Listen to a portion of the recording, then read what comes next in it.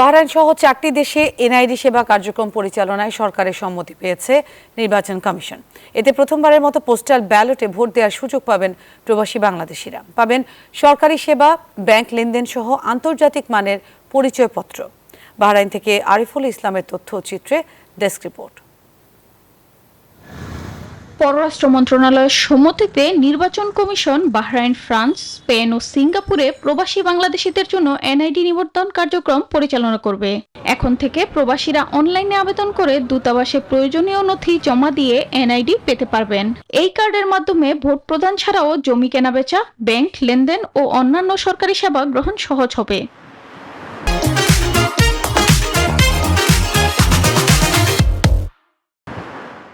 নির্বাচন কমিশন জানিয়েছে, France, Spain, Bahrain ও সিঙ্গাপুরের প্রবাসী বাংলাদেশিদের ভোটার নিবন্ধনের সম্মতি দিয়েছে পররাষ্ট্র মন্ত্রণালয়।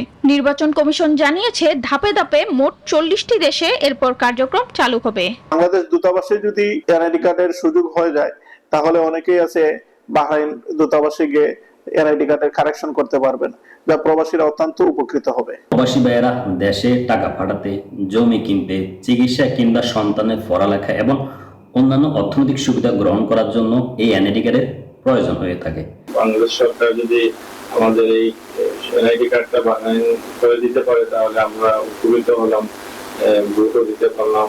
বাহরাইন প্রবাসীরা জানান, এনআইডি সেবা চালুর মাধ্যমে এখানকার প্রবাসী বাংলাদেশিদের দীর্ঘদিনের একটি দাবি পূরণ হলো। প্রবাসের মাটিতে এটি তাদের জন্য এক নতুন স্বীকৃতি ও সুযোগ।